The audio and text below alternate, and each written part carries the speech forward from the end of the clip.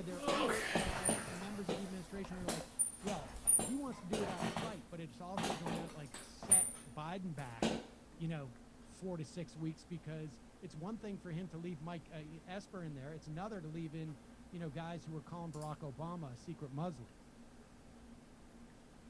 So at The Intercept, we've been doing some reporting on this over the past several weeks, and it appears like a version of this, has been planned, regardless of the election outcome. That if he lost, there was all sorts of opportunities for the kind of mischief that you're talking about. And also the kind of mischief that would be much more relevant if the election were closer, and and he had a chance to kind of steal it.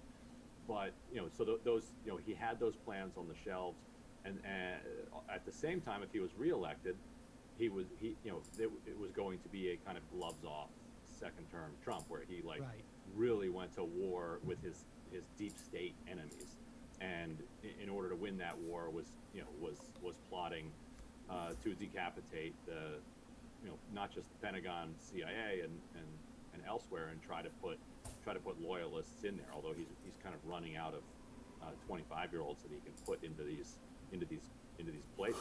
So, Stream Elements said, Vanguard_reviewer is now live, streaming World of Warcraft campaign to me. Internally is that he very much wants to get the troops home from Afghanistan by Christmas, and that this is going to help him do that. That's kind of the way that his loyalists are selling this internally, and arguing that a lot of the Pentagon brass might try to use the lame duck to drag their feet to keep troops in Afghanistan to a point where then they can they can pressure Biden to keep that endless war going that much longer.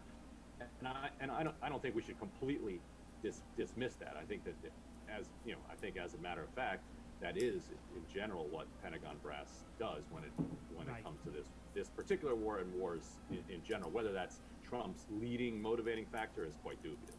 Right. I was going to say, I fully. It's not hard for me to accept the fact that that a military that's been occupying that country now for 20 years is still interested in maintaining that. There's a lot of people making a lot of money off of right. They want another 20 or so.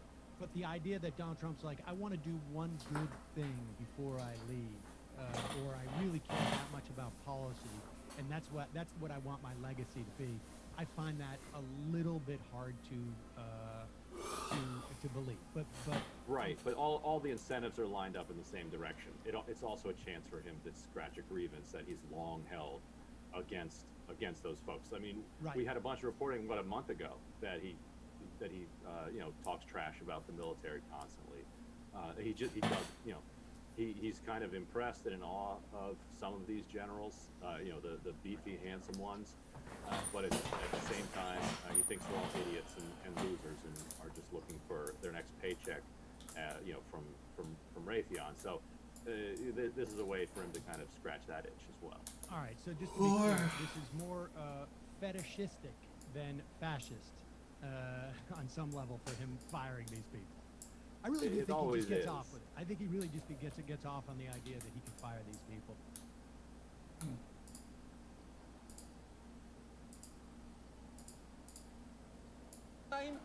We fuck up yours. Now, that was over 2 years ago, and ever since, because the case has been in litigation, we haven't been able to discuss it. But recently, Murray actually dropped the lawsuit, so I have some good news. I can finally tell you exactly what happened, which is honestly worth doing. Not only because it's a crazy story, but because it actually points to a much bigger problem here. But first, a little background on the lawsuit itself. In it, Murray listed what he found objectionable in our piece, including that we described him as someone who looks like a geriatric Dr. Evil, which we did, and he does. And also that we arranged for a staff member to dress up in a squirrel costume and deliver the message, "Eat shit, Bob." And I actually don't even remember that happening. Can we just for a moment check the tape? It's made out to you. Eat shit, Bob. Fair enough, my mistake, we did it. It's funny the things you forget. That eat shit check was actually a reference to a real thing that one of Murray's miners wrote on a bonus check that he received. The background to that story was that Murray had implemented a bonus program to his miners based on the amount of coal they extracted. His work workers' union objected to that, believing it would have an adverse impact on safety in the mines. And when Murray did it anyway, the miner returned his bonus check, of, by the way, $3.22, with the words, "Eat shit, Bob," written on it. And the company tried to fire him for that, which seemed pretty excessive. Maybe that message was just an invitation to eat at Shit Bob, the Airport Express version of Bob Evans. Need a slick biscuit and some soggy sausage slop before your flight? Then you have got to come on down and eat shit, Bob. We've all heard the jingle. Anyway, Murray's lawsuit against us asked for damages because he claimed that nothing has ever stressed him more than our, quote, vicious and untruthful attack, which is an odd thing to say, given that, as I just mentioned, he oversaw a company whose mine collapse in Utah resulted in the deaths of 9 people. It went on to say that we attacked Murray in a forum in which he had no opportunity to defend himself, which is just not how anything works. And besides, after launching his lawsuit, Murray did defend himself, and very publicly. We'll pursue it to the fullest. It's a tragedy, and American businessmen had better take note as to what they are trying to do with me, a guy who's done nothing in his life but follow the law, create jobs, and do everything I could as best I could for our country. These people are evil. Okay. They are very evil. Hey, Bob, I think evil is a bit much there. Look, you can say a lot of things about me. For instance, that I look like a toucan who can't sleep without a nightlight. Or that my voice sounds like Jude Law if he had a kazoo stuck in his throat. But evil seems like a bit of an exaggeration. Now, obviously, the lawsuit was a bullshit effort to silence us, perhaps best exemplified by a motion that Murray filed to try and get a gag order to prevent us from rebroadcasting the story or even having it up online. And for the record, the piece is still on the internet big time, and you can actually find it at stillontheinternetbigtime.com. So it was, yeah, just a useful shortcut. So it was no surprise when the case was dismissed by the West Virginia judge who heard it last February. And at that point, we figured this whole... How was your guys' Thanksgiving? Right. Well, wrong. Because Murray then filed an appeal to the West Virginia Supreme Court. And here's a fun side note.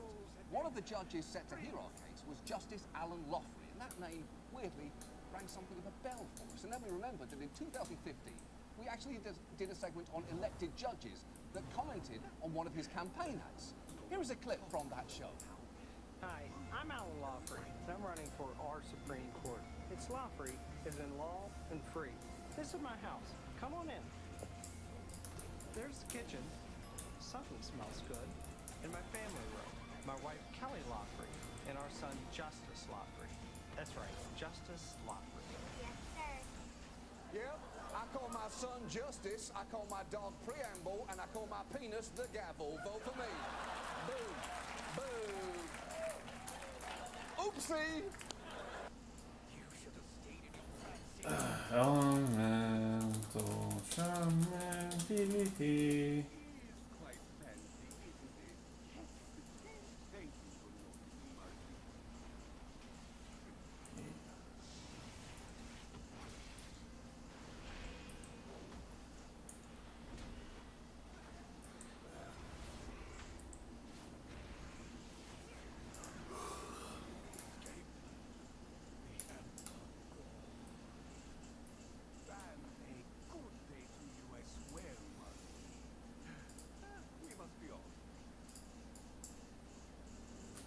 Four, damn.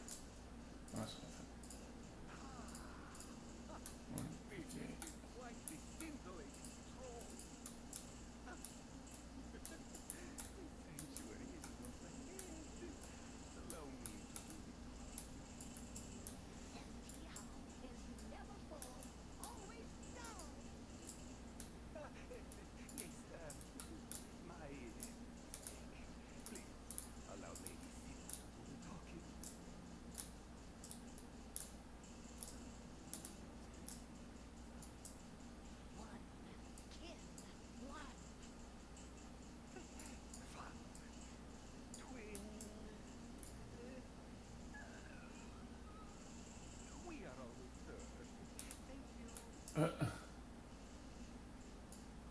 Voice actor went all out.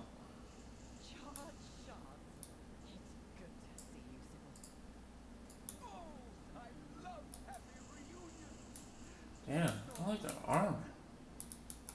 I want that. My demon hunter.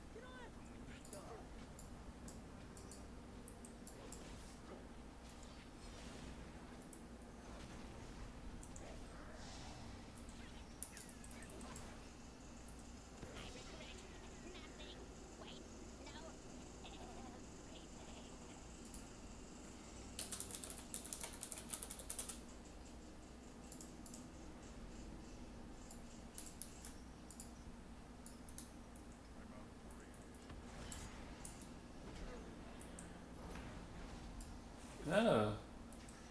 Here?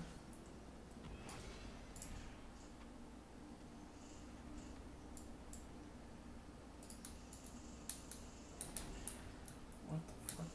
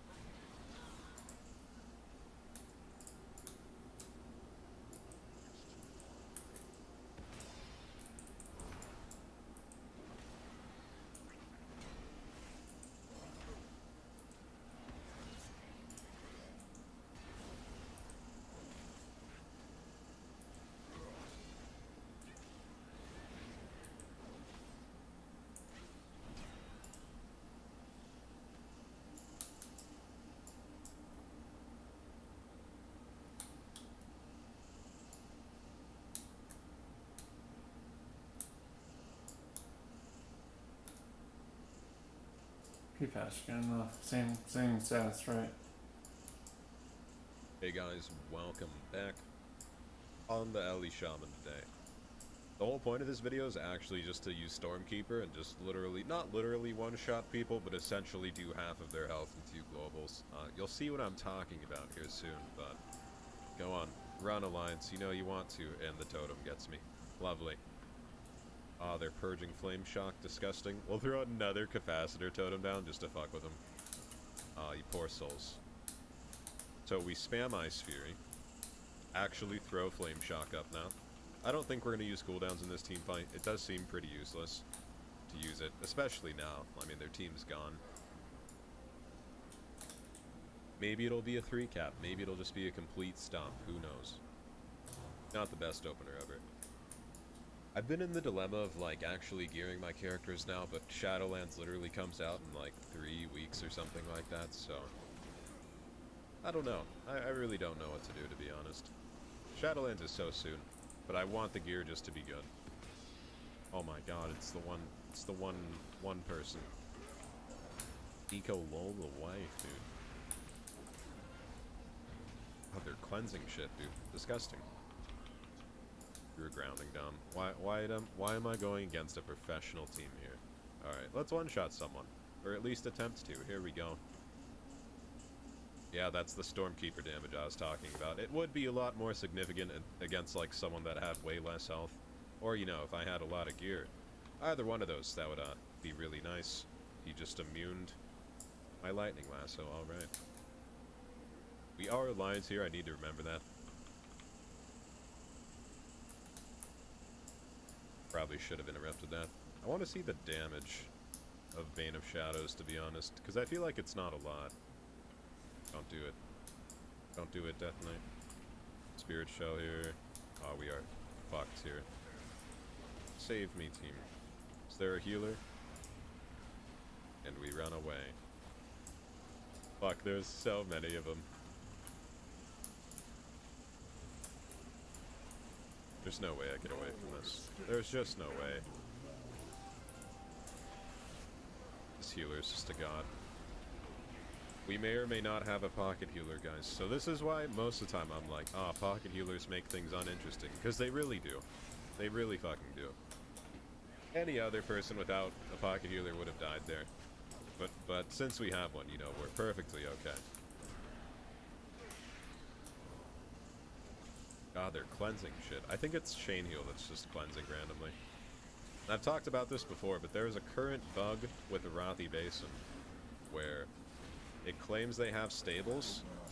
Like, stables and farm are flipped on the tooltip. So, like, it says they have stables right there, but we have stables and they have farm. I don't know. It's just a giant bug mess. Alright, redemption round. Gonna actually be able to do damage here. Let's use cooldowns too. Oh, we don't have... That's awkward. Can I not use totem? Okay, there we go. We want to go against that healer shaman as well. There's a druid just choosing to sit right in front of us for some reason. What? God, they're cleansing, dude. That is so annoying. I guess we just peel for our healers, to be honest, too. These cleanses are getting to me. Anytime I throw up dots, they're not up for longer than like 2 seconds here. Let's use burst. Why not? Use it on the druid just sitting in the bush. Though most of that damage was my burst, I'd say. This is their only node, though, so many capacitor totems going off. I think the main thing I want to do here is just keep range. This warrior's going way too far in. Alright, now we go on the mage. I don't know, that Feral's gonna try to go in, so. Poor Feral Druid. You have to just completely have horrible positioning to do anything. Let's throw Sky Fury Totem down again. Oh, that was the healer, no way. Was it a healer? Oh, that'd be a real ballsy thing for a healer to do. I can't tell what's a healer and what's not in Druid form anymore, because you can just transmog your Druid form now. Which is confusing to me. I mean, it makes sense, but don't think I really should have trinketed that. Seems kind of useless on reflection. Throw down a healing stream totem, just to help out the homies. And now I'm in the front line. Don't death grip me, please. Save me. We'll totally get away here. Run away. Holy shit, there's a copy of me. Snips. It's very rare that I see someone else with a 2K rated Ellie Shaman gear. The struggle of not being able to even burst. That's a lot of flame shock dots. We do have... I think we might have all of our Ellie Shamans here right now. We'll help you out, Snips. We'll lightning lasso him. Just fucked. If the Ellie Shamans stay together, it's an easy win. Easy win all day. I'm gonna see. Well, okay, it doesn't. So I have to apply my flame shock for the lava burst to crit. You wouldn't think it would be that way, to be honest. Here we go. Here's where we start capping. Just kidding. That a berserking? My god, this whole time.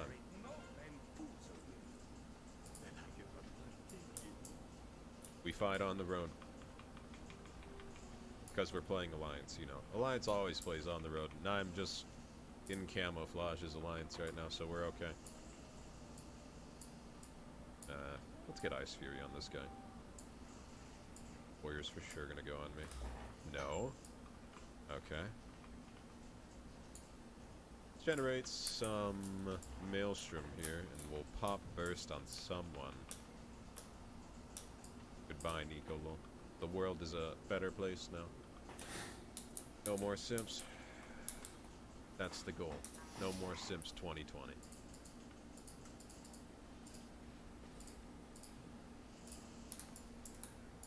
Rip. Don't have capacitor. It always throws me off when I just don't have abilities that I think are on/off cooldown. God, Lava Burst just chunks so insanely hard. Alright, let's one-shot one of these undergeared people. I guess this person's not too undergeared, but there's my burst, guys. Oh, man. I mean, it chunks them for 50% of their health, which definitely isn't bad at all.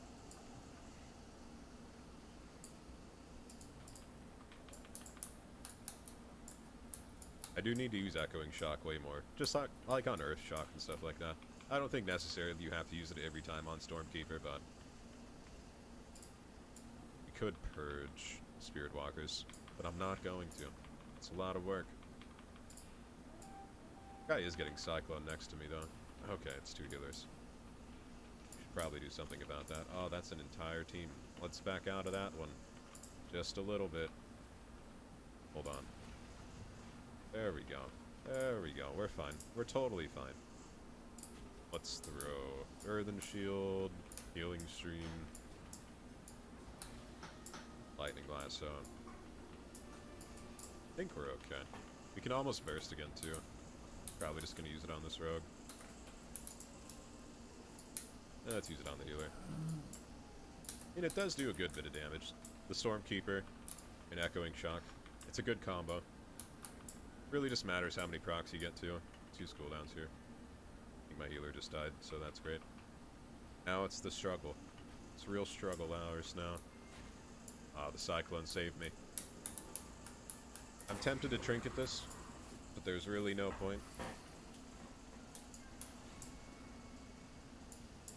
That fucking... the whole time there, I was just watching the motorcycle go for the rogue. Not gonna lie. Oh no, pre-patch is making me consider actually gearing my characters now. I don't know. I've been doing mythics so much now in my paladin, I'm like, oh, they aren't that bad, but if I had to do mythics every fucking day for all of my characters, it really would be that bad, so I don't know. What are you doing, Rogue? What are you doing, Rogue?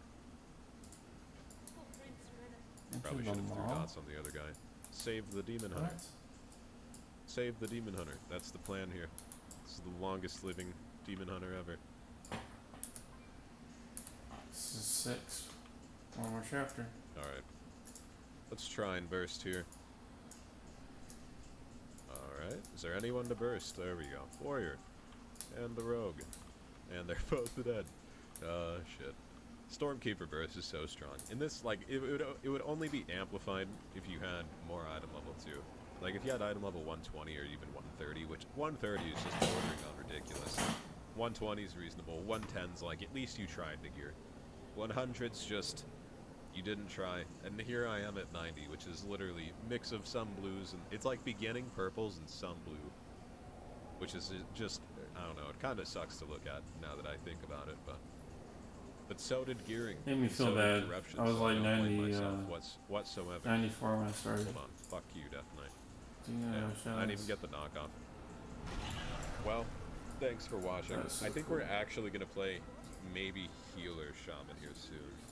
I don't know. I think I'm going to main this guy on Horde, so that's why I'm talking about gearing. But thanks for watching. Like, comment, subscribe, description, bell thing. Check out Twitch, check out Twitter. Till next time, take it easy, guys.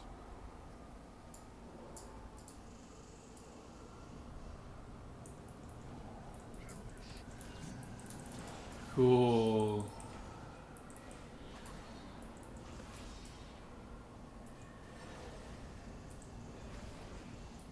Hey guys, and welcome to our Shadowlands tier list for solo PvP. In this video, we are going to be taking a look at all the DPS classes in the game, and talking about how they stack up against each other for world PvP, duels, and battlegrounds. So if you enjoy solo PvP content, then this is the video for you. We're going to be giving each DPS class a score out of 10 for 3 aspects. First is how they perform in duels, giving you the best chance to dominate your friends or flex in Elwyn or Durotar.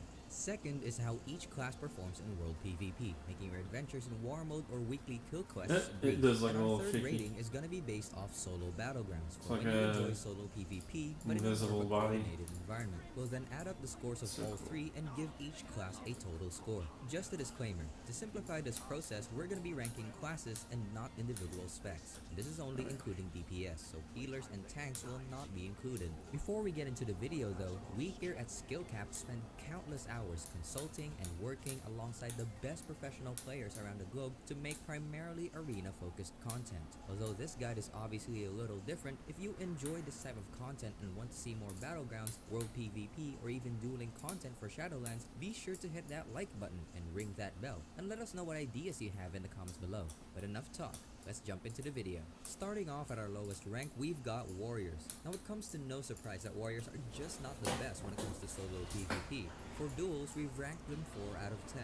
Fury is the best dueling spec for Warrior due to its self-healing with Bloodthirst and talents like Furious Charge and the added mobility from the PvP talent Barbarian. That's fair. Despite this though, when stacked up against other classes, Warrior lacks the self-healing, mobility, and strong cooldowns that other classes bring, and don't have really favorable matchups due to this. We've also scored Warriors a 4 for World PvP, for pretty much the same reason. If you're caught out in the open world questing or doing activities in War Mode, then you're pretty much a sitting duck. No ways to break crowd control or to get around range slow, and outside of Charge and Heroic Leap, you can easily be crowd controlled and then just get kited by capable players. Okay. Although if you do manage to gain uptime as Fury, you can often sustain through a lot of other classes' damage if it ends up being a 1v1.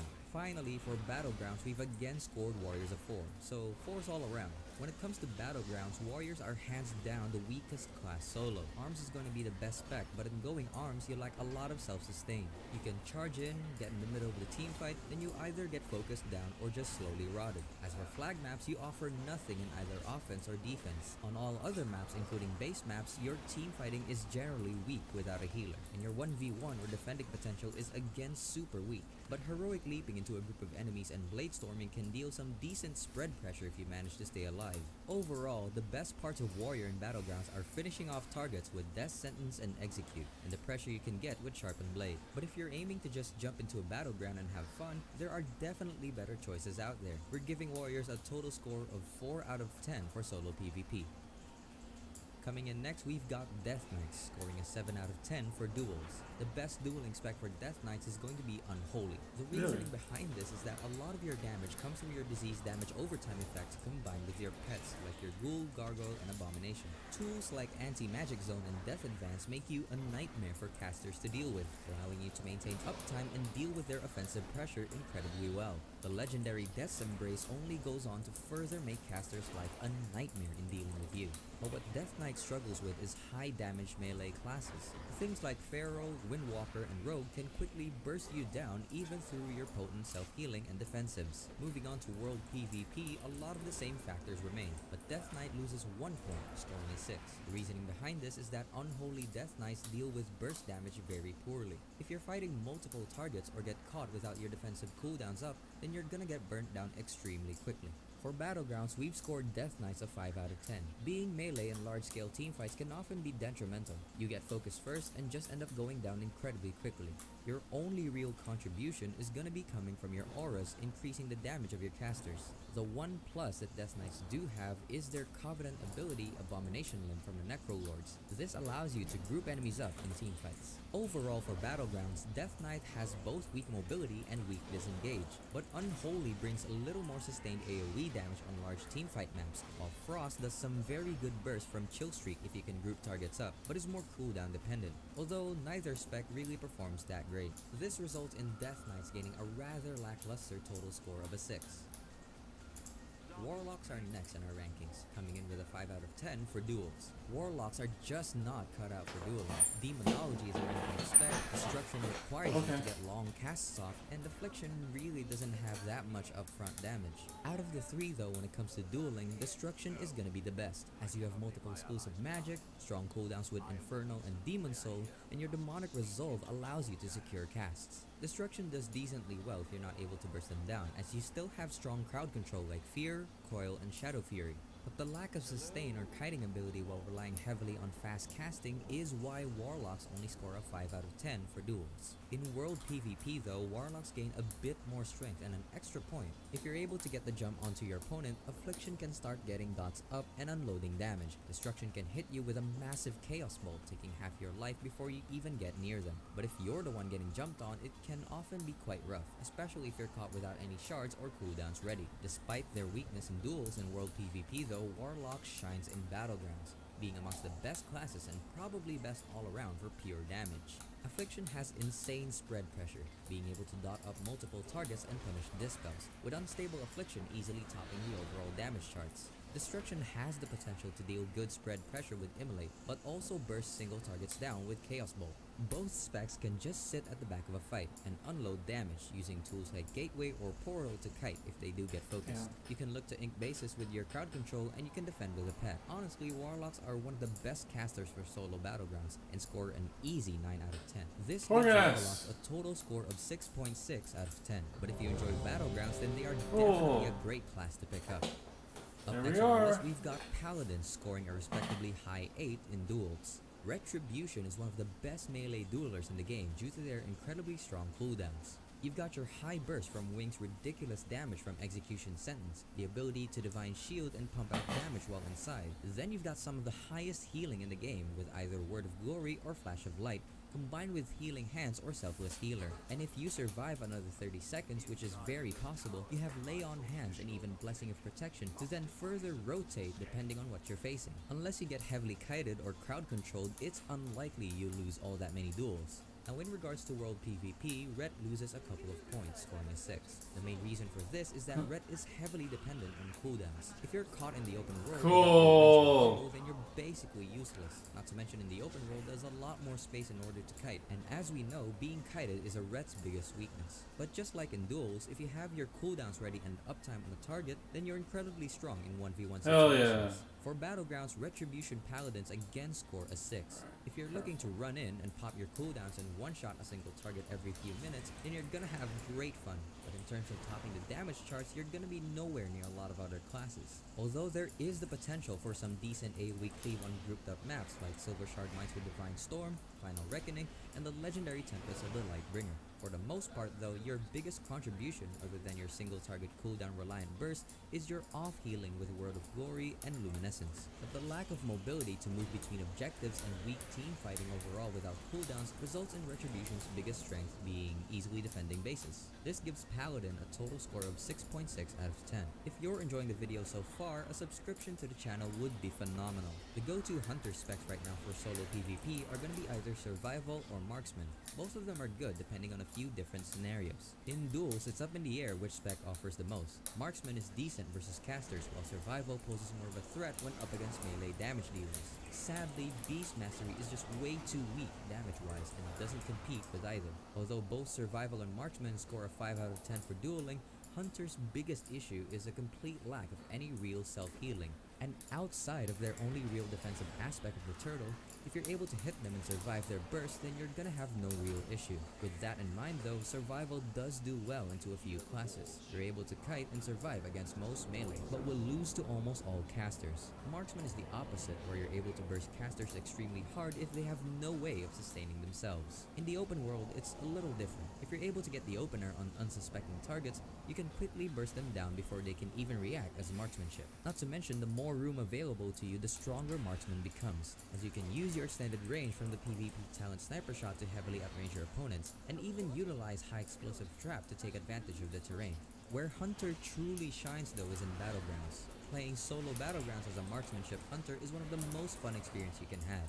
You sit back with Sniper Shot at a range where nobody else can hit you, and just hurl aim shots at players, dealing half of their health. Although you lack any real AoE damage, the pure burst and single target is enough to take out your opponents one by one. To add insult to injury, you can even pick up the Kyrian Covenant ability Resonating Arrow, which allows you to ignore line of sight. To So not only can you stand 60 yards away from your enemies where they can't hit you, but you can also behind line of sight while doing so.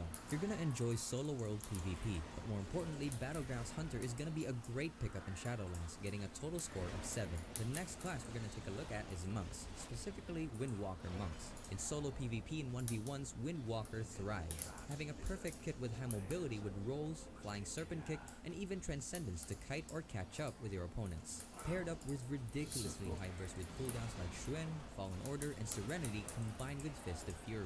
Along with this high burst and high mobility, they also have extremely strong defensives. Touch of Karma specifically, if you're unable to immune it off, makes for one of the most powerful 1v1 tools. And to top it all off, the ability to self-heal with Vivify and Reverse Harm makes Monks one of the strongest duelers available, scoring them a very high 9 out of 10, losing only to a few select classes. In regards to world PvP, all of the same points remain. Windwalker has high consistent damage even without their cooldowns, plus the ability to kite out most classes. That means if you're in a sticky situation or if your opponent gets the jump on you, you can flying serpent kick them away, double roll, and then look to heal up or just retreat. But if you're caught without Karma or a Transcendence down, you're gonna be a lot weaker than you would be in an organized duel. There's only a select few classes that can give Windwalkers a run for their money in any 1v1 scenario. Although if you're looking for 1v2s or skirmishes, then Windwalker falls off a little, so they get an 8 out of 10 for world PvP. Now, where Windwalkers fall off is Battlegrounds. While Windwalkers excel in 1v1s, their kit is almost useless when it comes to Battlegrounds. You lack any real cleave damage outside of Fist of Fury, which requires enemies to be in close proximity. Your pressure can easily be healed through, and you generally just can't get too much done solo. There are a few exceptions of course with maps like Hotmugu, but generally speaking, out of all DPS classes, Windwalker does not perform well in teamfights and lacks the crowd control to perform well in assaulting bases. With Battlegrounds bringing their total score down, Windwalkers score a respectable 7 out of 10. But if you enjoy dueling, then a Windwalker is obviously a great choice. Up next on the list, we've got Demon Hunters. Throughout BFA, Demon Hunters were considered the kings of solo PvP, and for good reason, but they've fallen by the wayside considerably going into Shadowlands. As always, starting with dueling, Demon Hunters score a 7, having huge bursts during Metamorphosis combined with I-Beam and Unbound Chaos, meaning the more damage you do, the more self-healing you get. Where Demon Hunters excel in duels is against casters. Classes like Priest, Warlocks, and Elementals all stand next to no chance. Not only do Demon Hunters have reverse magic to remove, but also now a self-dispel and cleanse from flame, meaning if you rely on magic debuffs in order to do damage, between these two dispels, an interrupt, and 2 stuns, you're gonna have a hard time. Why they only get a 7 in our book though is their weakness to melee. In a 1v1, Demon Hunter loses to pretty much any melee with any form of lockdown. Oh shit. Rogues are impossible, Windwalkers are hard, and even warriors can take you down. The same applies to world PvP. This time you can fully take advantage of your insane mobility. If the fight is not going in your favor, there aren't a lot of classes that can keep up with a Demon Hunter. The added benefit of NPCs dropping soul fragments also can give you an advantage, allowing you to leech from mobs and pick up soul fragments in order to gain some extra healing. The only real weakness of a Demon Hunter is if you're caught out by a class who can lock you down and then burst. Even if you're caught without Metamorphosis ready, the short cooldown of I-Beam paired up with Demonic means you'll always have the ability to get inside meta if you get into an unexpected fight, leaving Demon Hunter with a score of 8 out of 10 for world PvP. Moving on to Battlegrounds, Demon Hunters have one strength, and that's their mobility. This means that they can do very well depending on the map. You can have a huge impact on maps like Silver Shard, Temple of Kotmogu, and Arathi Basin. Where Demon Hunters falter though is their team fighting. If targets don't stack up, then you're gonna have relatively weak cleave and single target damage that isn't really too impactful. So if you're playing more tactical in Battlegrounds looking to assault bases and fully utilize your Spectral Sight, Demon Hunter is a great pick option, but purely based off their team fighting ability, Demon Hunters are amongst the weakest. This gives them a 6 out of 10 for solo Battlegrounds, which further results in a total score of 7 for solo PvP. Taking a look at Shamans now, there's both Elemental and Enhancement to take into consideration. Wrecked. In duels, we've scored Shamans a 7. Both specs bring a ton of disruption with grounding, wind share, and a few other tools, and very good off healing. Enhancement has instant healing with Maelstrom Weapon, but both specs have the legendary Earthern Harmony, which even after nerfs makes it incredibly hard to kill either when paired up with healing surges. Known for their incredibly high burst damage, Enhancement can 100-0 targets with Ascendance, while Elemental can lock you down with Lightning Lasso and finish you off with a hard-hitting Earth Shock, especially when both utilize Heroism or Bloodlust. Both specs are very competent duelers and both have the same strengths. If DPS Shamans can kite you and consistently get heals off, then they're more than likely going to outlast you. But high burst damage classes like rogues and even monks will be able to kill you through any potential self-healing. This results in shamans scoring a decently high 7. The same goes for world PvP. Although the larger area not being limited to a dueling zone gives you some added ability to kite, shamans suffer the same fate. If your opponent can lock you down in stuns, it's likely you lose. But things like warriors, red paladins, and other casters can be easy pickings if you're elemental. Depending on the location, you can also look to abuse Thunderstorm, knocking enemies to their death. Overall, there isn't much change between world PvP and dueling zone, other than maybe starting the encounter with some added maelstrom. So again, we're scoring shamans a 7. Now where shamans, more so elemental, truly shines is in battlegrounds, especially teamfighting. The reasoning behind this is the control of lava. Wait, how do I earn the ability to do mall-walking? Flame shock as many people as you can, and then just continue. I know it's the S stone, right? You have out, the more lava bursts resets you get. Pair this up with Ascendants, and why you've me? got some ridiculous damage. My You can then character? also use your Maelstrom to pick off targets with Earth Shock, or do some extra cleave and disruption with Earthquake. The Venthyr Covenant ability Chain Harvest is also some of the highest AoE damage possible in the game. Shaman's only weakness is if you're singled out and trained, as to play this spec requires a lot of sitting back and casting.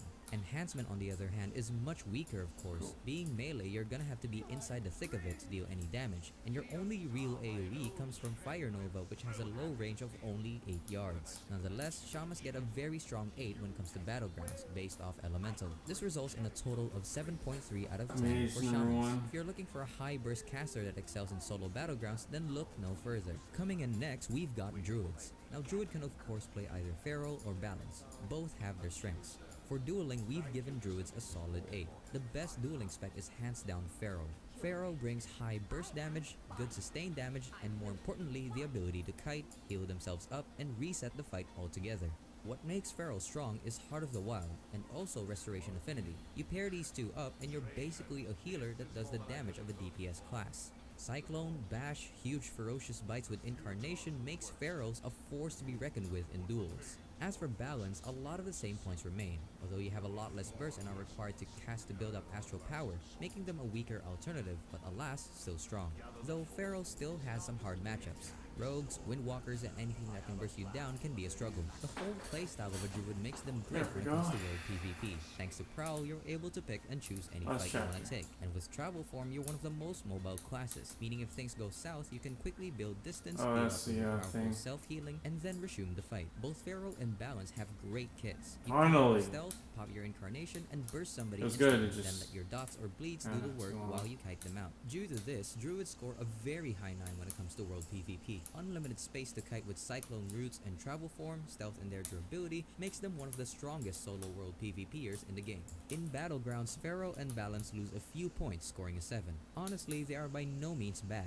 Feral can look for small skirmishes, objectives, or even in-sync bases, while Balanced Druid does some decent spread pressure and AoE pad damage with Starfall and your damage overtime effects Sunfire and Moonfire. Overall, neither specs can have a huge impact in this way of the battleground. Although if you want to just queue up, deal some huge AoE damage, and see numbers flying everywhere in large-scale teamfights, then Boomkin is one of the best, as you have an easy way to get your damage overtime effects up on multiple targets, and the reworked Starfall doesn't have a target cap. Adding up the scores, really? A very high 8 out of 10 overall. I want to do a Druid now. We've now reached our top 3 solo specs. If you're still enjoying this video and have made it this far, a sub to the channel would be incredible. Our first addition to the top 3 is going to be Mage. For dueling, Mage's best spec is going to be Frost, although Arcane can be decent.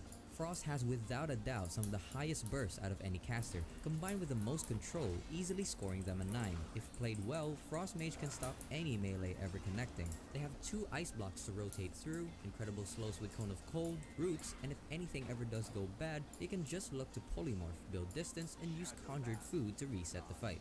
Generally speaking, mages are not at all durable. If you get uptime on them, they're gonna quickly fall. This isn't exactly the case with the legendary Triune Ward, which gives mages Ice Barrier, Blazing Barrier, and also Prismatic Barrier, making them a lot more durable than you might think. If you want a good 1v1 caster, look no further, as there's only a very select few classes and specs that can even come close to beating a mage right now. The same applies with world PvP. If you're getting the jump on targets, you can instantly kill them before they even Oh, know you're just to there. keep the If vent you do theory get out. jumped on yourself, why we're if it's doing not a this. class you can kite, you can always look to just reset the fight with polymorph or build distance with blinks and eat to full. Simply put, high burst and insane control make mages one of the best 1v1 and small skirmish classes in the game, and very much worth again of a 9 out of 10 for World PvP. Despite their extremely high dueling in World PvP rankings, where mage falls off is Battlegrounds. While all this control and crowd control you bring with mage is good in duels or World PvP, when it comes to large-scale teamfights you lack the same impact. You can sit at the back of a teamfight and spam damage, but you're not gonna provide the same sort of impact as a warlock, priest, or even hunter. While fire used to be the go-to spec, what was extremely good in Battlegrounds now with the cooldown put on greater pyroblast is heavily fallen off, so it leaves either frost or arcane. Frost brings some added utility with AoE slows on certain maps and decent single target burst or group up cleave, whereas Arcane has less utility but have way more single target burst. This earns Mage a 7 out of 10 for Battlegrounds. Adding up the scores for the Mage, they get an 8.3 out of 10. So if you want a high control caster that excels in 1v1s and small skirmishes, then look no further. Coming in next on our list is gonna be a class that honestly hasn't been too great for solo PvP for a fair few expansions, and that's Shadow Priest. After their mini rework, Shadow Priests are one of the stronger duelers, having a great defensive kit with Fade and Dispersion, strong casted healing with Shadow Men paired up with the Measured Contemplation legendary, and strong passive healing with Devouring Plague, Vampiric Embrace, and Power Word Shield. You have high instant burst as you're able to instantly get your damage overtime effects up, go into Void Form, and pop Power Infusion and Shadow Fiend. You also have great crowd control with Silence, Psychic Horror, and Fear, and even the utility of Mass Dispel or Dispel Magic. Best of all is the most powerful Covenant ability in the game for solo PvP, which is Mind Games. What it does is that it basically turns your target's damage into healing for 5 seconds on top of some initial burst. In general, this is a very strong kit, which we award Shadow an 8 out of 10 for. The only reason it's not higher is because they heavily struggle versus a lot of the better melee duelers on our list, like Rogues and Windwalkers. The strong utility and self-healing makes Shadow Priests great at World PvP as well, especially as they're not so cooldown reliant as other classes can be, so it's not often the case that you can be taken by surprise. In fact, more often than not, if you're out in the open world and get jumped on, you'll already have some insanity stacked up, ready to get your damage and healing rolling. As for solo battlegrounds, Shadow Priest is up there with Warlock for being one of the best classes. You've got insane teamfight potential as all of your damage comes from your dots, so you can sit back, dot up a ton of targets with Misery, and watch your shadowy apparitions fly towards the enemies, often topping damage if you're able to freely cast. Their only true weakness inside of it's a scenario. and dispels. But if you enjoy the I AoE don't spread hear pressure, this. I'm curious what will go down.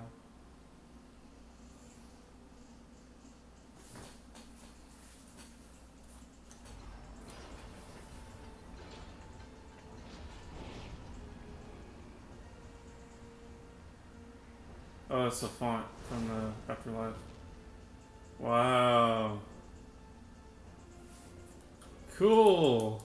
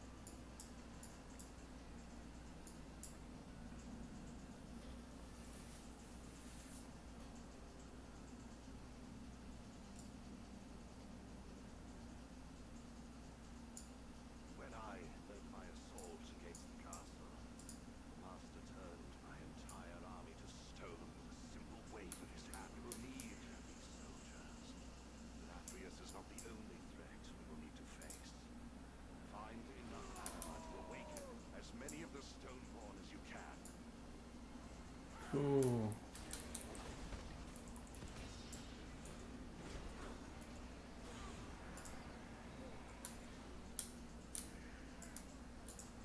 Oh, they're like the bourgeoisie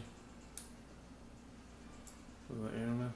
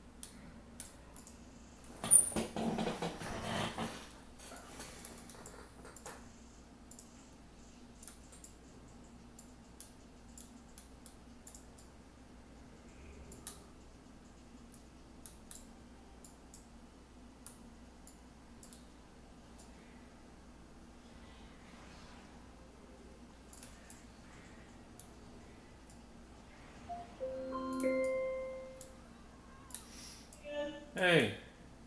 Hey, spaghetti's ready if you want some. You'll just be here, okay? Okay, thank you. Okay. Bye. Bye. Stop.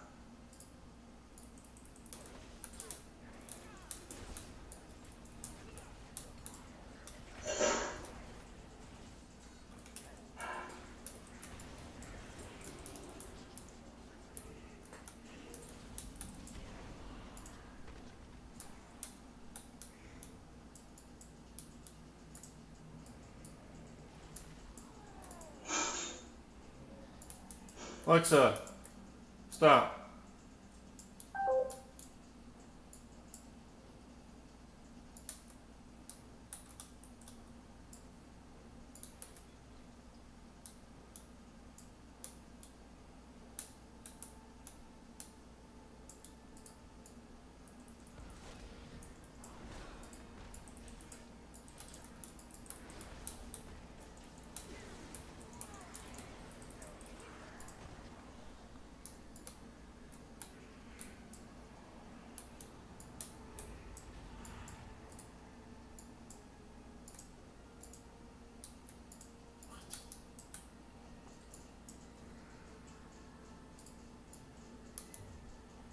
Come on.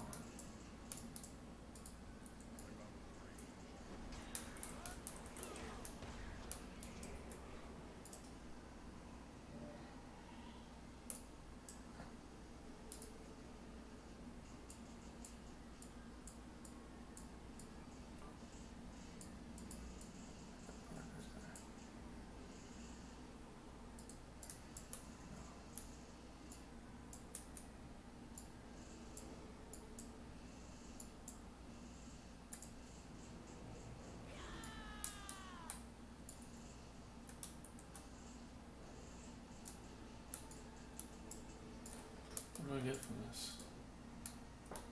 146 chest.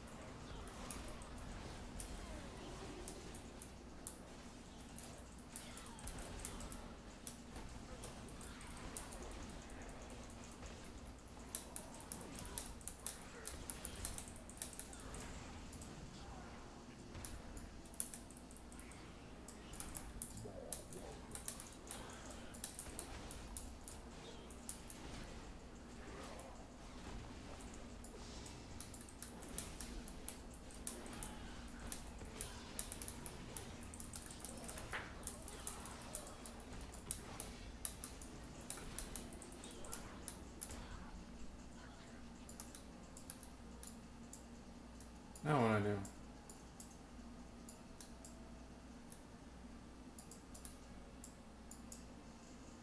Is this it?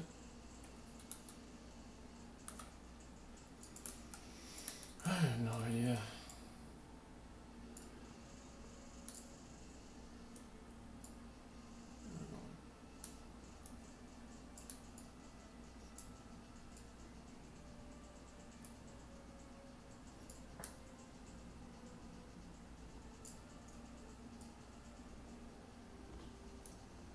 Craven, do not make me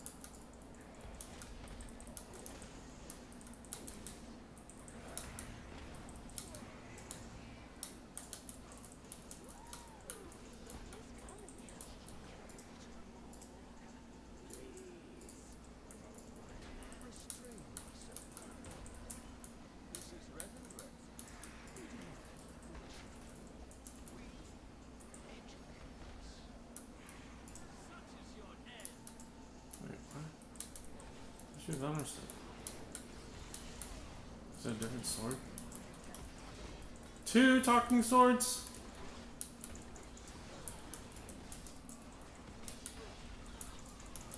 Lay! Fuck. Literally gotta click it.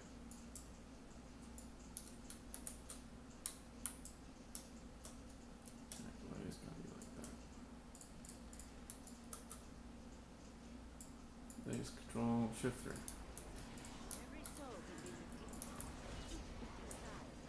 Control 3.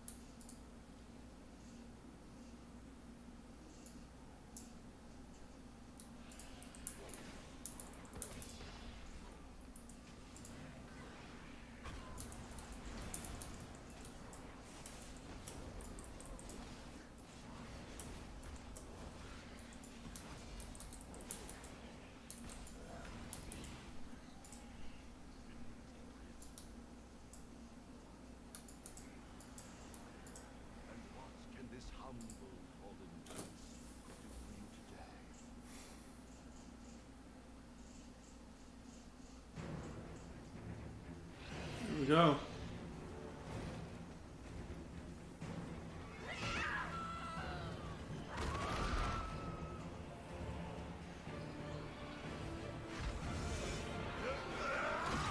Oh, I remember that. Oh, burn. That is so awesome.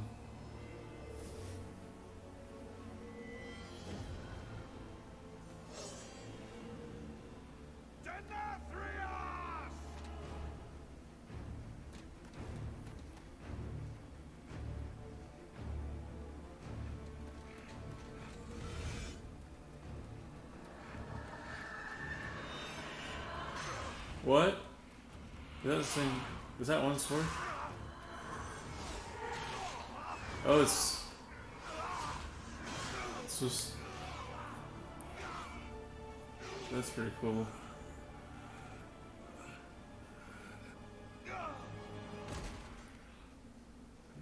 His arm looks so badass.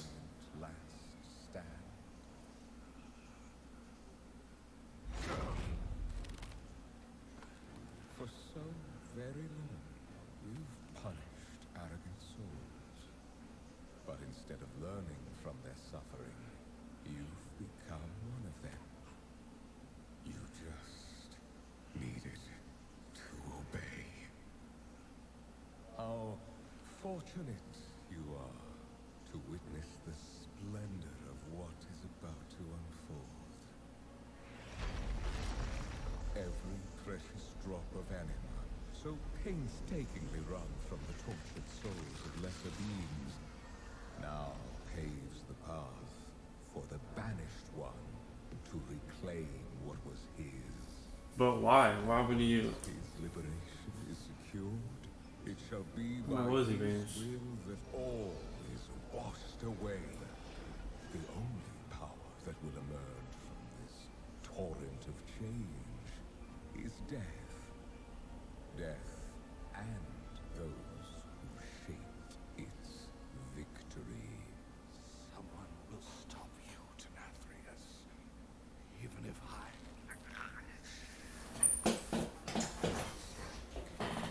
Observe.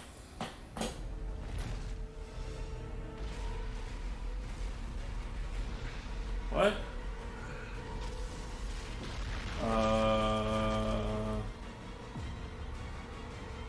Okay.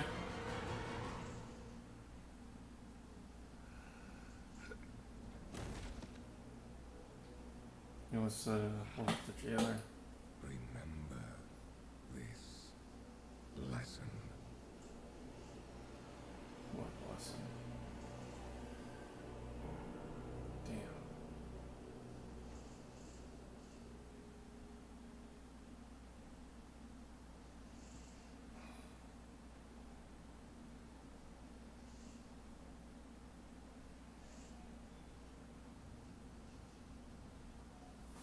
What? Wait.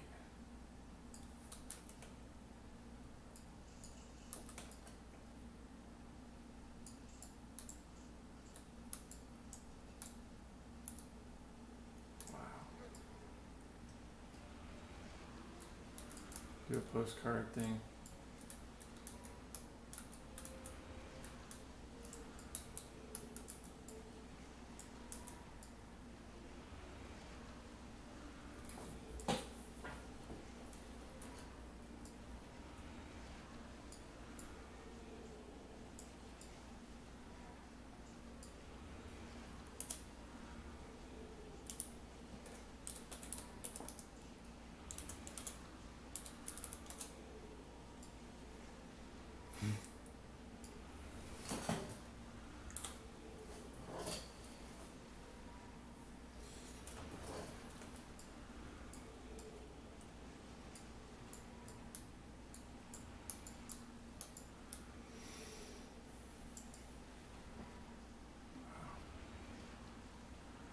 That looks so cool.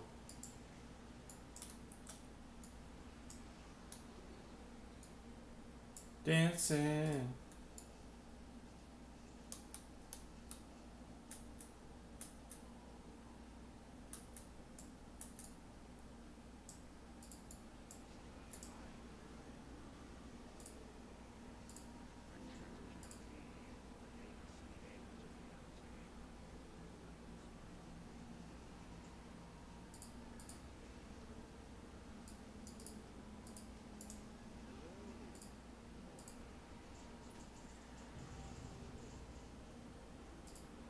Thank God.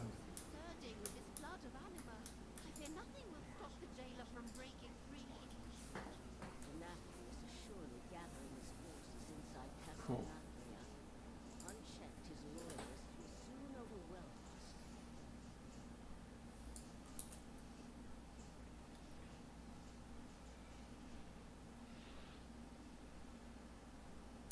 I shall escort the Mawwalker, my prince. Come, mortal.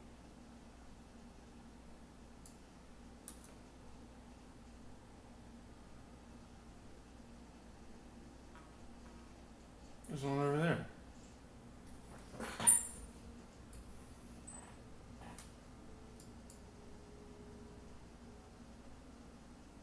Western entrance is right here.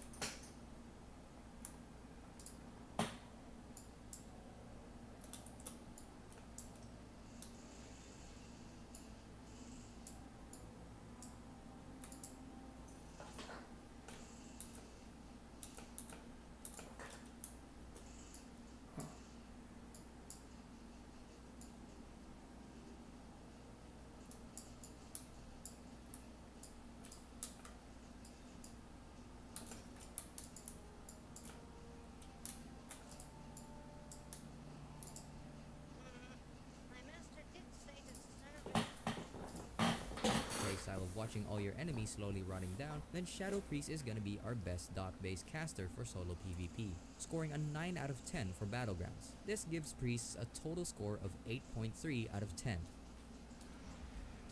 To finish up our tier list, the last class and best solo PvPer is Rogue. For dueling, we've given Rogue full marks, a 10 out of 10. There is no question that Rogue is the best dueling spec in the game. It's been that way for as long as we can remember, and Shadowlands is only adding to Rogue's 1v1 strength with additions like premeditation and poisons returning to the game. The best spec for dueling is without a doubt going to be subtlety, but both assassination and outlaw can do well. However, the power of Shadow Dance allowing you to stun lock your enemies combined with the high burst of Shadow Strike and Akari's Soul Fragment legendary means you can pretty much global or force a trinket from any opponent in the opener. And unless you're dueling another stealth class, the opener is always going to be in your advantage. And that's not even mentioning how a rogue can just reset at any point. If your opponent trinkets the opener, you can then vanish and wait for diminishing returns, or blind stealth and sap your opponent and again wait for diminishing returns. Honestly, there isn't anything a rogue can lose to if two equal players duel. For World PvP, we've again scored Rogue a 10 out of 10. Let's face it, if you can vanish away from any fight and completely reset, there isn't many situations where you're gonna struggle. The inherent strength of being able to pick and choose which encounter you want to take, paired up with the control and burst, means that you can even look to take fights where you may be outnumbered. Sap one, open on the other, blind off the sap, kidney shots, cheap shots. Rogue's kit is just made for solo PvP. Arguably, the only real weakness you could argue a rogue has is a lack of self-healing. But once more, Shadowlands has improved upon this with soulbind conduits like Recuperator, or even just picking up the talent Soothing Darkness. Alright, so with rogues being incredibly strong 1v1, throw them into a battleground and this kit is gonna be a lot weaker, right? Well, wrong. As a rogue, you can take two different approaches. First is going subs. Now while they're not the best team fighters, sub-rogue on any map with objectives, which is pretty much any non-epic battleground, can single-handedly win the game for their team. You can use your stealth to move around the map and ninja cap, or just kill defenders on base maps. On flag maps, you can CC healers and one-shot flag carriers. On teamfight maps or epic battlegrounds, you can respec to assassination. And with Fan of Knives and Crimson Tempest paired up with your poisons and dots, you deal the most cleave out of any melee, and can easily top damage charts if you stay alive. Rogue is essentially the perfect solo battleground class. You can't lose 1v1s, you can do good in teamfights, you can get bases and defend bases. You can do it all, and because of that, rogues are again scoring the perfect 10. Overall, rogues of course score a 10 out of 10. As the Arbiter's voice. So with every class now covered, let's quickly recap the overall scoring. What do you guys think? Do you agree? Would you change anything? Be sure to let us know in the comments. But that's gonna be it for this video. Before we leave you, we here at SkillCaps put a ton of work into PvP focused content. If you would like to support the channel and also stay up to date with the latest Shadowlands PvP news and guides, as well as tier lists like this one, make sure to hit that subscribe button and ring that bell. The Primus realized the truth, but his warning came too late. Wait, how did he die?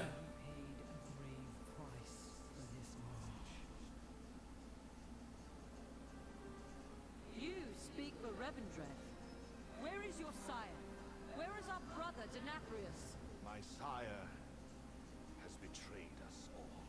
The drought was his doing.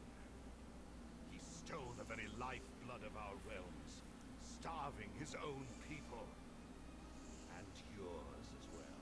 When his lies were exposed, unleashed his vast coffers of anima into the maw to fuel the might of his true master. Long ago, we stood as one to imprison that monster. With the Primus gone, and Denathrius a traitor, our pantheon has been broken, and doom comes for the Shadowlands. There is yet hope. This mortal saved me from the maw, and revealed the sire's treachery. They aided my forest as well. Their kind has shown great potential. If focused, it could turn the tide in our favor. Agreed. For the good of the Shadowlands, each mortal must choose a covenant.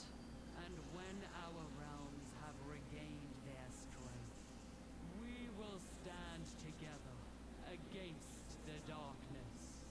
I will see it done, Eternal Ones.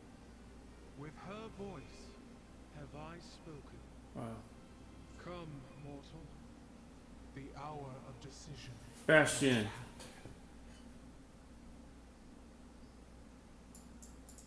What news do you bring?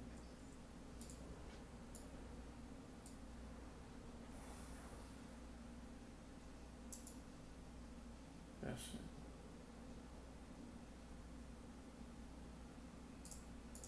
I am the Archon's will.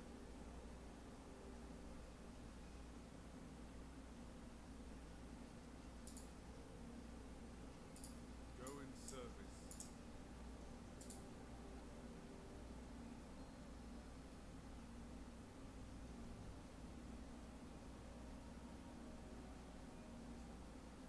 Wow.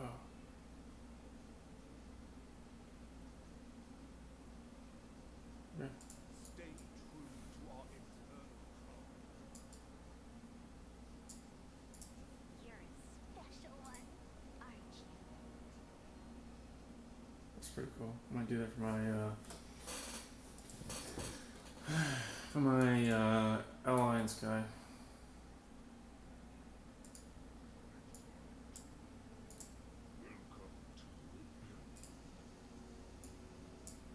Okay. Report. Valdraxis honors you. Yeah, that's so cool looking. Do not forsake your Okay, Bastion it is. Come forth and be judged.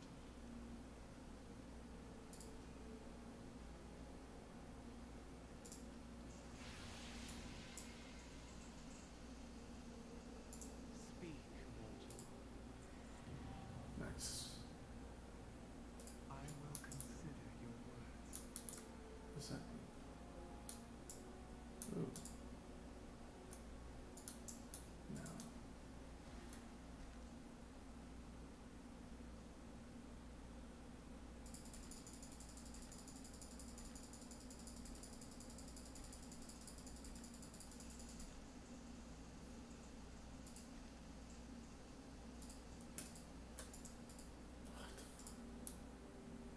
That's so cool.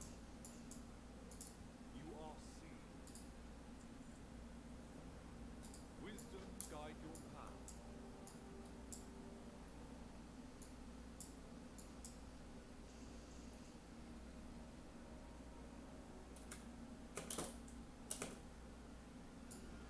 Alright. Going to... Wait. Oh, it is here.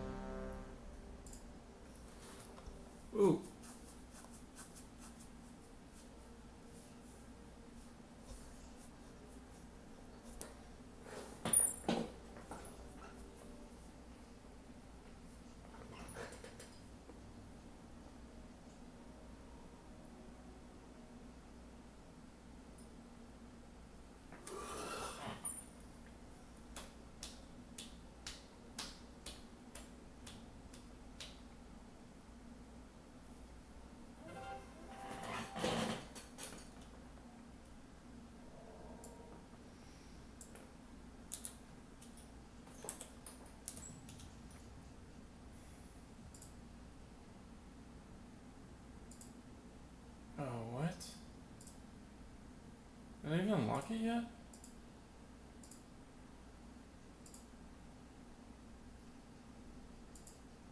No. Shit.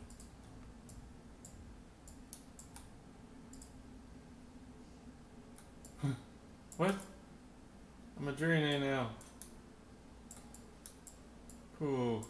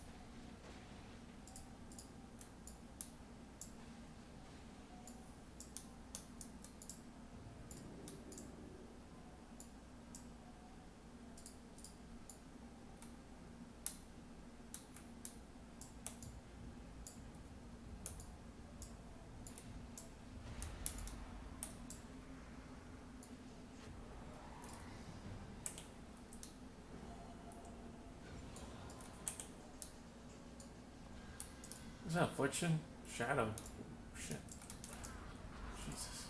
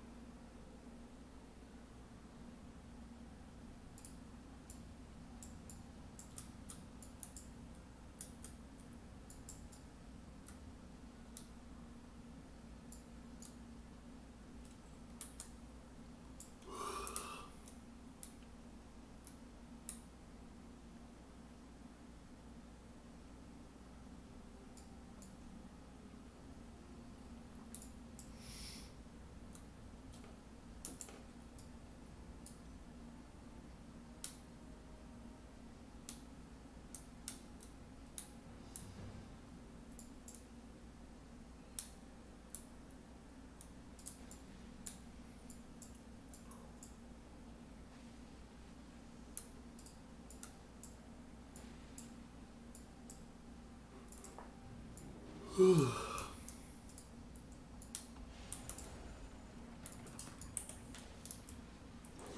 I don't even know what I'm doing.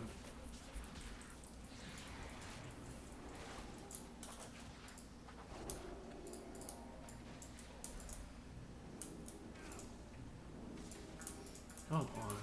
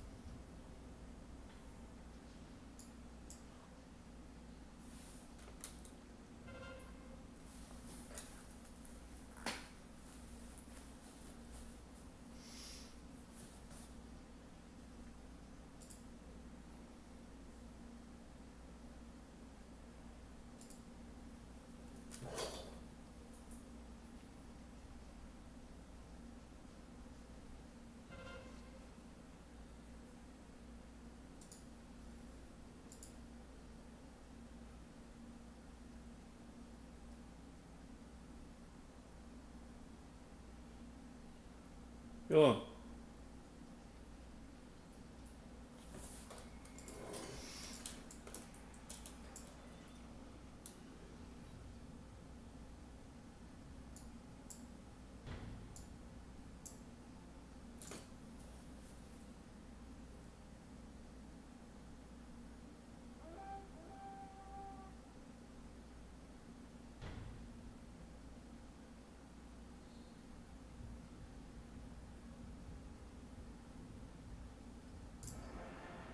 What? Okay.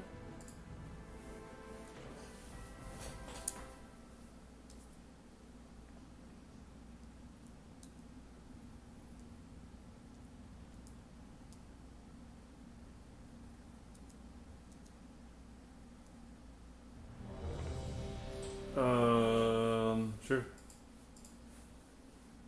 Oh god, no.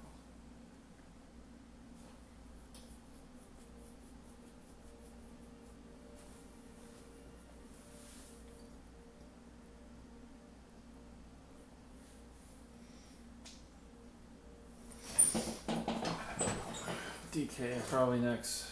for PV. Or elemental. I don't know.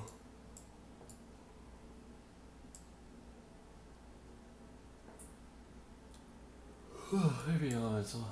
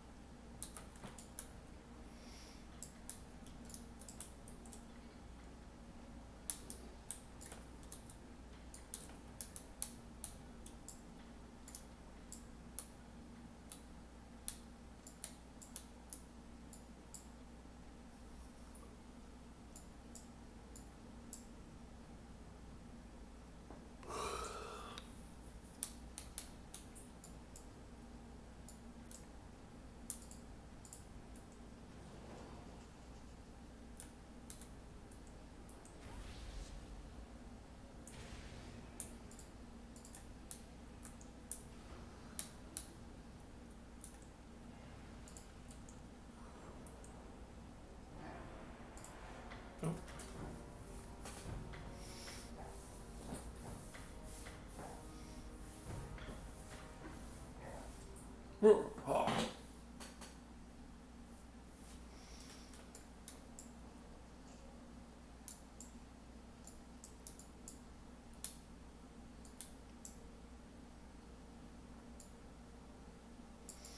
Yeah, how much do I have?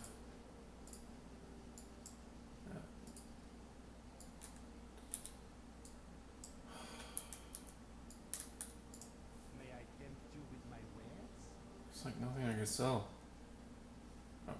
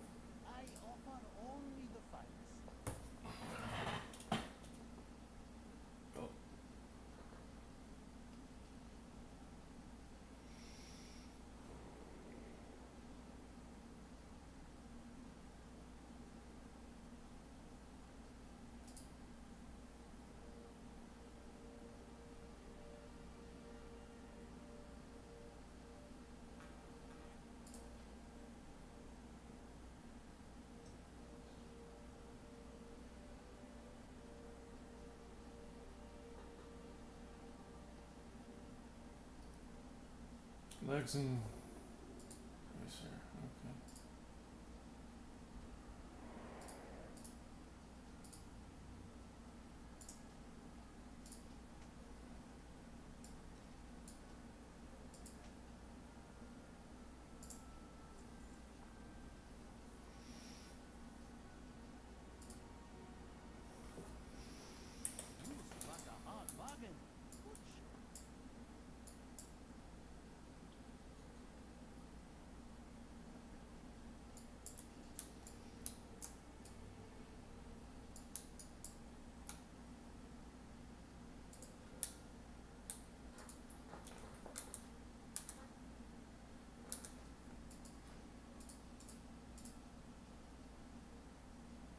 $150. Oh, 4 more.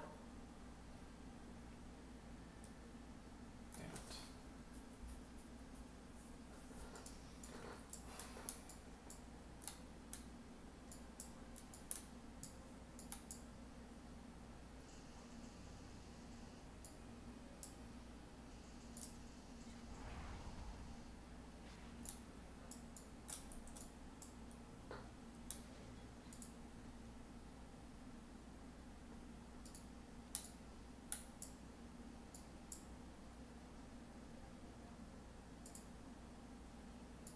The Arbiter sees all truths.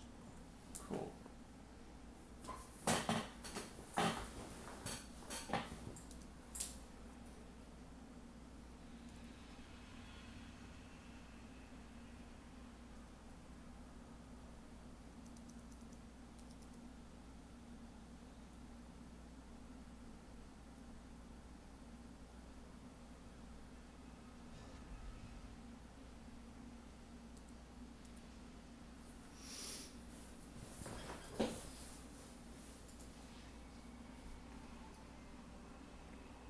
So it's so late in the game, they don't have as much pull as they used to. Tours are the only one. They got one dude to satellite for them. Jesus, dude, it's still going. What in the god damn? Fuck. What are you guys talking about? Stellaris. We have like infinite people joining this faction, and just like everybody all at the same time is joining it, and it's just infinite notifications. It won't stop. It can't stop. The other Fallen didn't get anyone to join them. But everyone has just been like, no, fuck the Fallens. What difficulty are you playing on? An Admiral. Oh shit. You close the border so no one goes to war with them. Our borders. Smart. Yeah. Let me pause, and then I'm going to close borders, because you're not a country if you don't have borders. Yeah, I'm closing borders on literally everybody because I don't want their shit in my fucking country. Fuck this. On the other hand, Dude, are you building the wall right open now? my borders to them so that they don't roll up on me. Don't close them to the Fallens, but close them on everybody who wants to fight the Fallens. Because they're going to be at war with them, remember? And that just means they're going to take these fucking Fallens without us, and then we just have to sit around and... They declare on us to go through our territory. I don't think they would. I think, yeah, you're right. The AI doesn't do that, I think. I do that, but... If it happens, we'll roll back, but I don't think it's going to happen. See, are my borders open to anyone? These pause jock assholes down here. Dude, this is absurd. My economy has just fucking tanked. It is really bad. You need... Mostly gases and crystals and... Same, dude. Minerals and food. A lot of things, really. How much mineral do you need? Like 150 a month. I cannot close borders on the Rayans right now because of the truce, but I will as soon as I can. Gotcha. How much energy do you need? I'm actually positive on energy because I just built half that Dyson sphere. How much food do you need? 600 a month. Can't do that. What? It's a trade deal. It's not gonna happen for a very long time. There's so many pop-ups. Actually, I found it. Thank you. Hey, wait, do you have slavery? Me? Yeah. No. Ah, damn. Because if you did, you could sell some of those pesky pops in the slave market and get money to feed the rest of them. I don't understand how my society has stagnated so hard on science. I'm still at 1K. Damn. I'm at 6,500.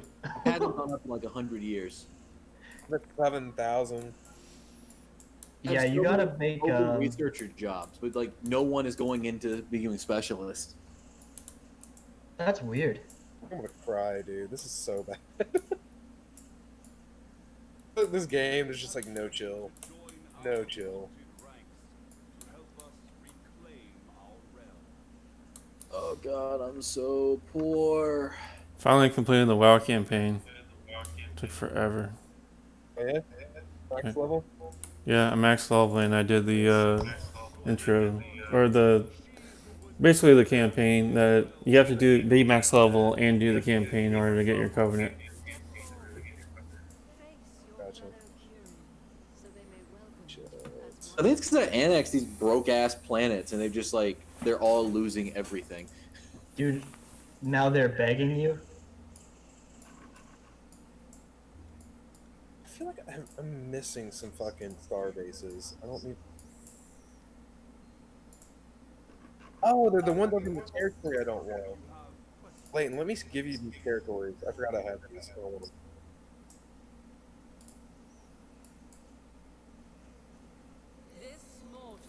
Accept this, please, for the love of God. I don't want these things. Take them. Take them. Thank you. Make some more. I give you some of my territory. I think I did. I think I clicked a couple of shipments. Astora, can you give me that back? Sorry. I wasn't paying attention. I just clicked the top ones and then realized I traded one of the good ones.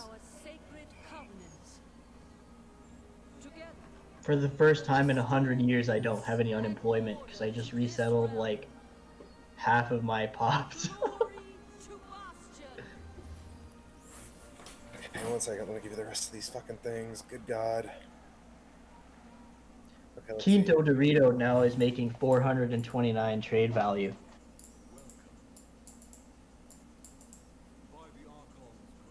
Nice, dude. Okay, take these, Layton. I got a couple more to give you.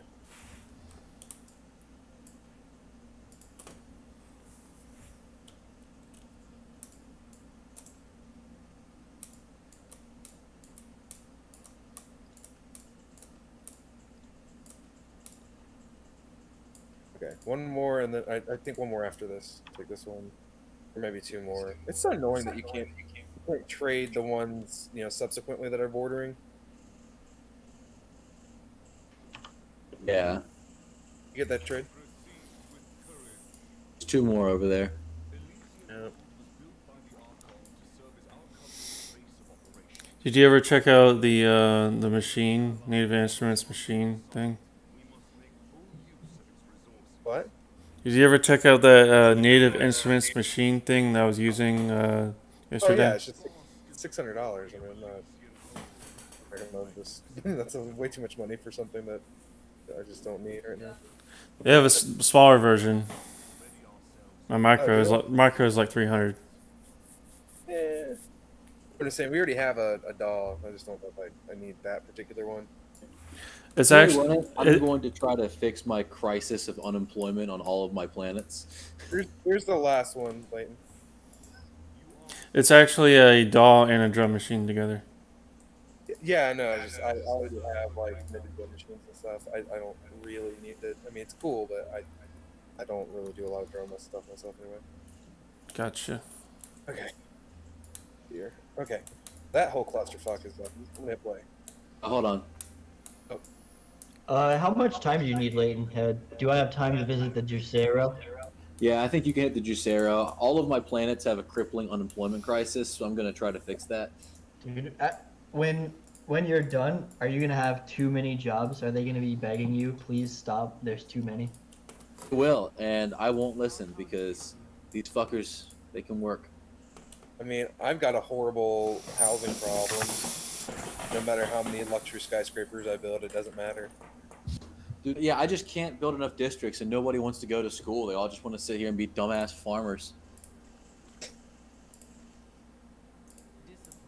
I mean, you are modeled after the Republicans. Yes. Oh my god, I still am negative 35 a month for crystals and exotic gases, and I'm buying 30 a month already.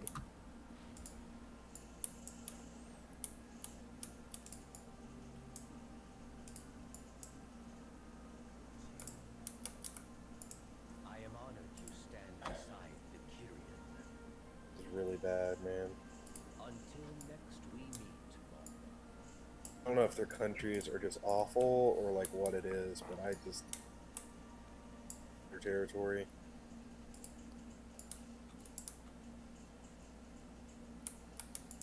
I got so much shit I need to upgrade already. This is just dumb. It's just fucking dumb. I just like turn on like a complete automation of everything.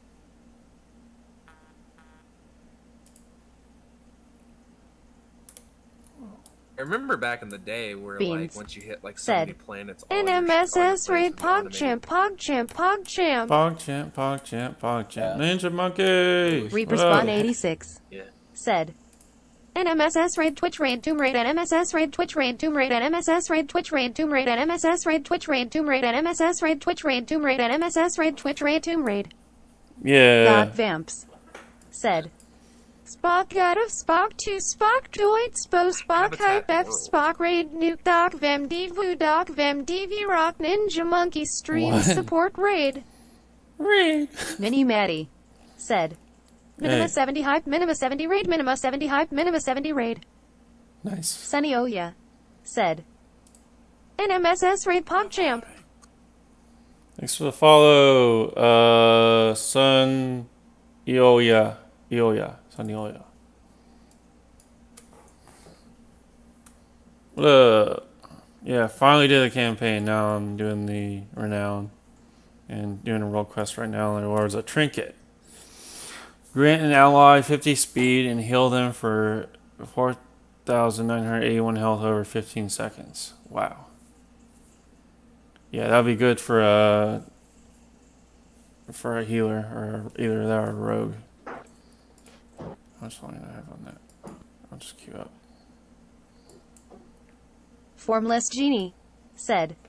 NMSS raid Twitch raid Tomb raid NMSS raid Twitch raid Tomb raid NMSS raid Twitch raid Tomb raid. Mini Maddie said. How is this stream going? Oh, it's going pretty good.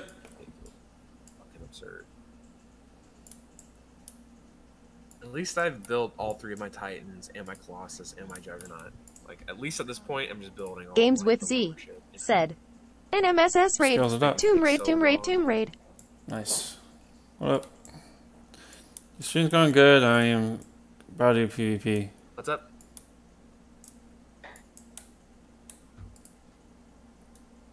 What did you say, Xander?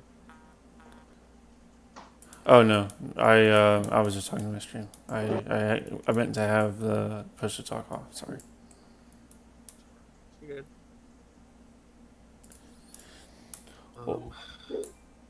Okay. Yeah, thanks for coming in, guys.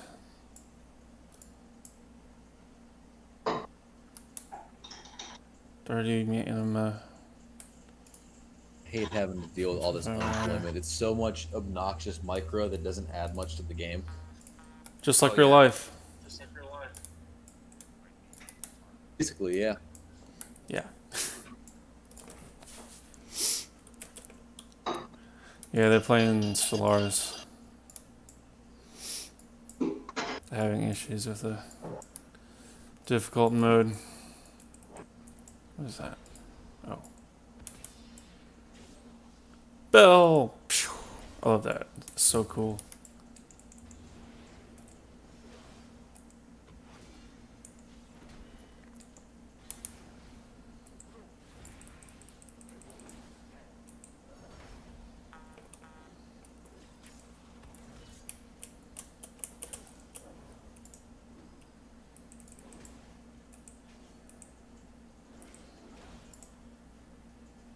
There we go. I'm gonna go down. Do you? Ninja Monkey! Alright, we're in BG now. Just go ahead and do it. Oh yeah, I love this one. I suck at it, but I love playing it.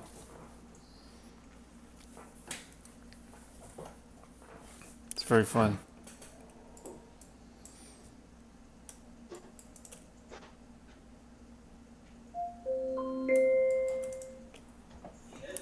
Yeah. Hey, I need you to please bring up the recycle bin too, please. Okay. Yeah. What up, dudes? Okay, this won't solve my whole problem, but it should ease it for a little bit and funnel some more people into productive industries. Nice. Yeah, I'm good to start whenever. Sorry about the delay. I decided to grab some Advil and stuff too because I have a headache, but that should take care of it. That's good.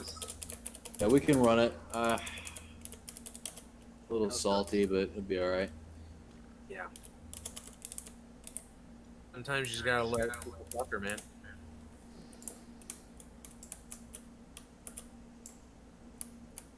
What am I, a human? I believe none of my dumbasses Very will nice. like go learn anything. Hey, the Shroud Avatar got banished. Nice. We just left it alone. It got bored and left.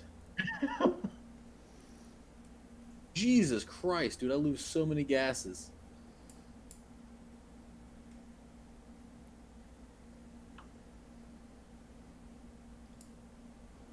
Make sure you close your borders to the kernel, Michael, if you can. Yeah. Give me 1 second. Let me pause real quick. I can do that. I noticed a ton of them were in my territory too. But oh no. I lose 23 gases and 12 Oh, it's already closed for me. I'm close to them. Come on. Yeah, so the Rontor, I see 272,000, 139,000, another 130,000, and then another 450,000. So they're closer to 10 million now. Once I started fixing this unemployment, my economy collapsed. Dude, there's too many jobs. Warned you, bro. What? Why don't I make have a a lot of minerals? So if anybody needs 600 minerals a month, I can hit you up. Jesus. I can always use minerals, to be honest, but you might as well keep them and sell them or something. Where's the shield? Where's my shield? Alright, you know what? I'm gonna kill these death cultists. I need to buy time.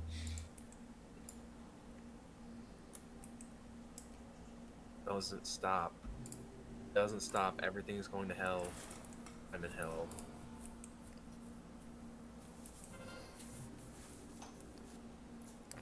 I need to get some more Unity so I can get that plus 33% minerals. I'm in hell. Oh my god, it's funny as fuck. The Juggernaut can upgrade itself. Oh, wait, that's amazing. Because it's its own upgrade. That's amazing. It's just slow as fuck, but it's amazing.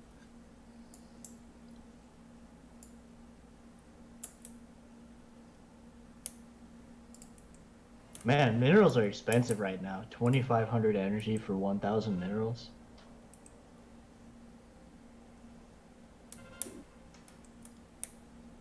%, mineral and energy just kicked off for me because I slaughtered all my cultists.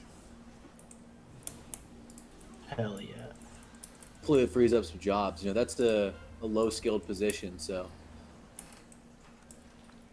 I'm just gonna favorite death cultist and purge all the unemployed.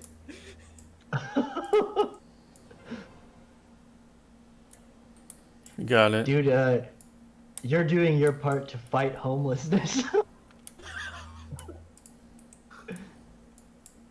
Actually, if you've got, I can trade you if you got excess minerals for some other stuff. Is your government communist? Because that's a good way to end unemployment. Oh. Created a psionic avatar. What? The 200 strength army that's just like the pure manifestation of psychic energy. Oh, dude, throw that in there with your fucking mind gamers.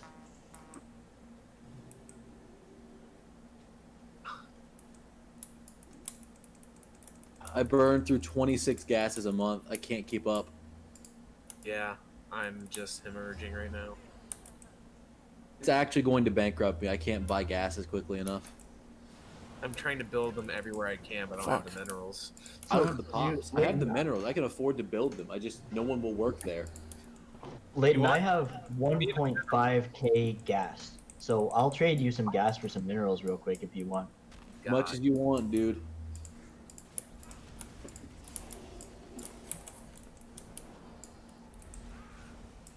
Yeah, hit me up with whatever minerals you can spare. I can give you like 600 gas. I don't have a lot of spare right now, but I make 800 a month, so. Word, let me hit you up with We're this winning. gas right now.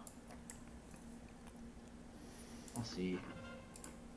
Bell to be notified the moment we release any new content. Thanks for watching, and we'll see you next time.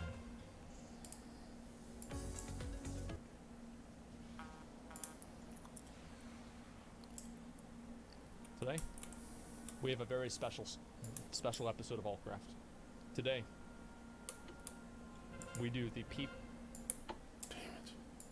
Ancient caretakers are demanding I colonize a planet.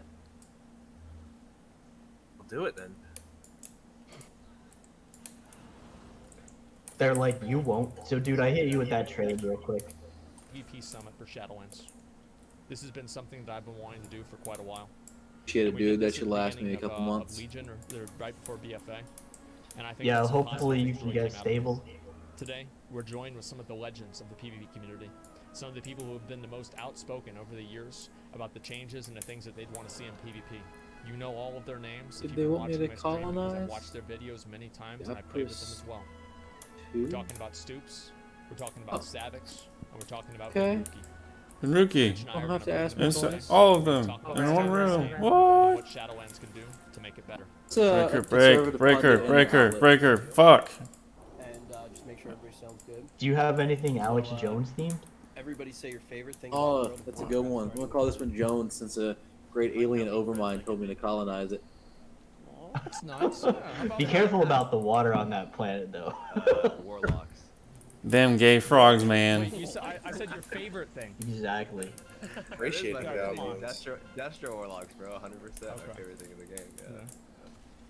All right, I think that everything should be good. We're actually all ready and good to go. Wait, so we know Savix is the right volume? Everybody's kind of the right volume? I'll yeah, probably I be can turn changing that myself over up. I can turn myself up. Just let me know. All right, awesome. Well, let's jump into it, guys. We do this probably once every 2 years, truth be told. We decide to get a giant group together and do a summit about some of the things that are going on. We'll probably do one of these for dungeons a little bit later. We'll probably do one for raids I wanna as well. see But kissing as you can God. already tell, based on the group that we've got together here serious today, minerals problem. we are going to my lighting. Based on the group that we have here today, we are going to be talking about PvP, and we're going to be diving in and talking about all of the problems that we currently see, and all the things that we actually like, and trying to figure out what we actually want to see fuck. when we jump into the next expansion. If you wanna give a breaker. big shout out to Party. Shield. We would not be able to do these That. episodes if it wasn't for Party, and on top of that, they've been supporting us literally the entire time that we reboot the podcast, and it's really nice to have a partner like that. Without further ado, let's jump into a PvP summit, which we have not done in a very long time. And like I said, we got Benruki, who's been on the show a bunch of times. I think Benruki's been on the show 6 times now or something like that. I completely pulled that number out of my ass, but It's been I quite a think it while. is- Well, Benruki yeah. was our first guest on the show whenever we started it again on my stream. He was the first guest. I remember it was right after Torghast came out, and it was the first thing that we talked about. It takes like over 10 seconds Yeah, for my that's clicks to true. register right Yeah, I now. think I've I been don't on know the what the show fuck's up with my internet. It's been a while. Yeah. Pretty fucking awful. I might need to take off my hat. I'm just really scared they're gonna call me bald. I can see why. It's just on your stream, dude. I take the hat off once I start. Yeah, well, they're primed the for after it. show. Yeah, I wonder why. All right, now, Stoops. I'm making great progress on my Dorito Ring Section 2. So, welcome to the show. It's an entire section of Ring World where my people just research the different flavors of Doritos. Something, dude. I fucking knew it, dude. Yeah. Oh my! It's like that thing from Superbad. People don't forget. Yeah. That's what I like about WoW. It brings. I said I was gonna put my balls on his forehead or something. I don't know. My chin. Oh yeah! Oh my God! I forgot all about that. That was like 2 years ago. Why did you say that? I don't even remember. That's so. I don't know. I mean, I can't think back to where I was at that point, but. I don't know why, but I Yeah. remember it very clearly. Integrated You basically gardens you were talking thing. about solo queue stuff, and we had Yeah. said something I'll about pose in that. about solo queue. And you were like, Rich Campbell, I'm gonna drag my nuts. Dude, okay. And then I watched a bunch of your videos after that, and I was like, this guy's pretty based. I like him. And then Yeah. we ended up we played Rated Battlegrounds probably a few months We after did. that. We did. Yeah. We did. That was fun. Yeah. I think at the time I made a video, and like I swear that was like before Zach started like watching videos. Guys, I there's really 3 thought open that he jobs for never death watched cultists that and 2 video. unemployed workers. I don't know what you want.